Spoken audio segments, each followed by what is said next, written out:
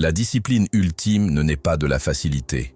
Elle naît de la contrainte, de l'exigence, de la répétition implacable. Un guerrier authentique comprend dès le départ que ce n'est pas le corps qui lâche le premier, mais l'esprit. Chaque épreuve, chaque défi, chaque douleur surmontée devient une lame invisible qui trempe l'âme. Ce qui semblait insurmontable hier devient une force acquise aujourd'hui, un capital mental que personne ne peut voler. Nietzsche l'a dit, « Ce qui ne nous tue pas nous rend plus forts ». Ce n'est pas une formule, c'est une loi que le corps et l'esprit finissent par intégrer, une logique que l'on ressent dans chaque muscle, chaque pensée. Mais la volonté seule, brute, ne suffit pas.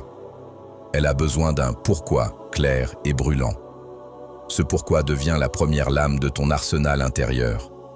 Il ne s'agit pas de désirs superficiels ou de petites motivations éphémères. Il s'agit d'une raison profonde, d'un objectif qui justifie la douleur et les sacrifices. Quand le corps hurle de fatigue, c'est cette raison qui parle encore plus fort dans ton esprit, qui te pousse à continuer, à répéter l'action encore et encore, jusqu'à ce que l'effort devienne automatique et que la discipline devienne toi. Chaque matin où tu choisis de te lever alors que ton corps voudrait rester au lit, chaque décision que tu prends malgré l'envie de fuir, chaque confrontation avec l'inconfort et la douleur forge cette volonté. Ce n'est pas spectaculaire, ce n'est pas visible, personne ne t'applaudit, mais à l'intérieur, l'acier se forme, inébranlable, silencieux, prêt à se manifester lorsque le vrai défi arrive. Une volonté inébranlable n'est pas née d'une inspiration soudaine. Elle est née dans l'ombre, dans l'effort invisible, dans le combat silencieux que tu mènes contre toi-même, jour après jour. C'est ainsi que la discipline devient inattaquable, que l'esprit domine le corps, et que chaque obstacle futur, peu importe sa taille, devient juste une marche de plus sur l'échelle de ton pouvoir intérieur. La véritable puissance ne réside pas dans les muscles ou la force brute, mais dans l'union parfaite entre l'esprit et le corps. Dans cet état ultime, chaque mouvement devient une extension naturelle de la pensée, chaque décision, une manifestation instantanée de la volonté. Le corps n'est plus un simple outil, il est l'expression vivante de l'esprit.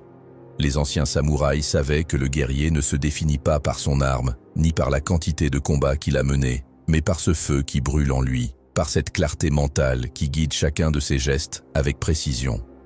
Cette symbiose n'est pas un état passif, elle se forge dans la répétition, la discipline et l'épreuve.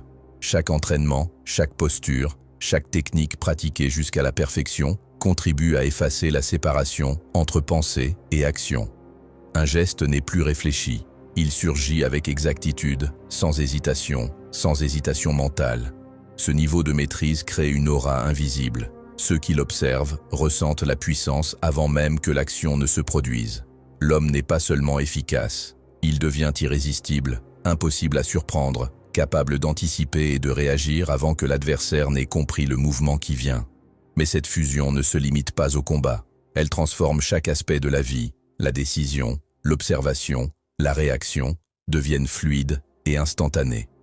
L'esprit ne lutte plus pour contrôler le corps, ni le corps pour suivre l'esprit. Ils ne font plus qu'un. Chaque respiration, chaque mouvement, chaque regard devient un acte de maîtrise, un témoignage silencieux de la puissance acquise. Ceux qui n'ont pas expérimenté cette union voient simplement un corps qui agit, mais derrière cette apparente simplicité se cache une force mentale et physique que rien ne peut détourner ou perturber. Dans cet état, l'homme cesse d'être seulement un acteur dans le monde. Il devient une force autonome, un point fixe autour duquel tout gravite. L'esprit et le corps ne se mesurent plus séparément.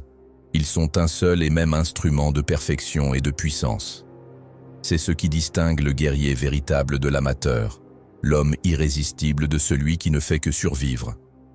La fusion totale du corps et de l'esprit n'est pas un luxe, c'est la base de toute force durable.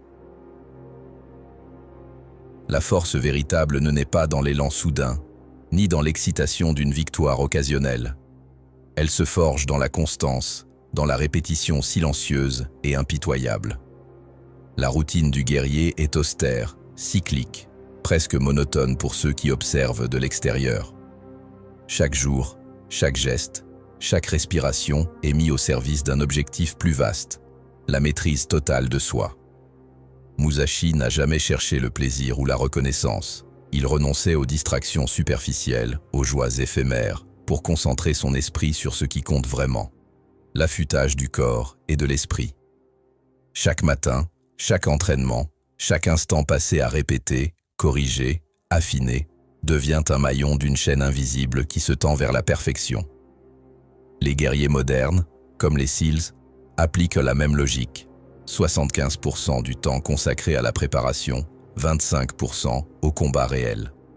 La différence ne se fait pas dans l'instant de gloire, mais dans l'ombre de la discipline quotidienne. C'est là, dans la répétition acharnée et constante, que le corps se transforme en instrument précis et que l'esprit devient implacable. La répétition n'est pas une habitude, c'est un rituel qui sculpte l'âme. Elle impose des contraintes silencieuses mais irrésistibles.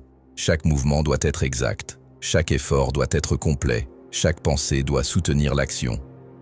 Le corps et l'esprit deviennent un seul muscle tendu vers la perfection, prêt à réagir avec une précision que rien ne peut ébranler.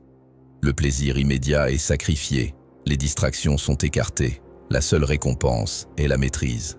Et cette maîtrise se fait sentir, même sans parole ni démonstration.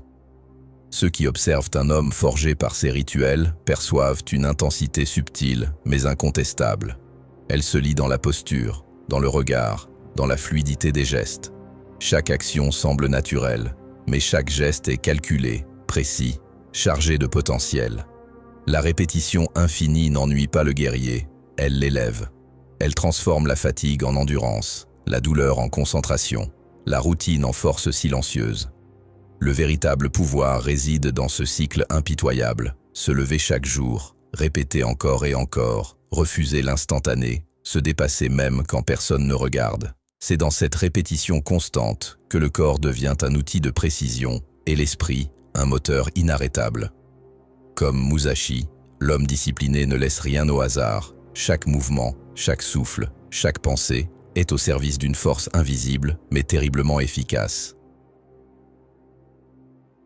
Dans la forge d'un esprit véritablement invincible, la peur, la douleur et la fatigue ne sont pas des ennemis, ce sont des instruments. Le guerrier les accueille comme des compagnons indispensables, des catalyseurs silencieux qui sculptent la volonté et affûtent l'endurance. La peur, ce feu intérieur qui pousse le corps à reculer et l'esprit à douter, devient, une fois maîtrisé, un carburant.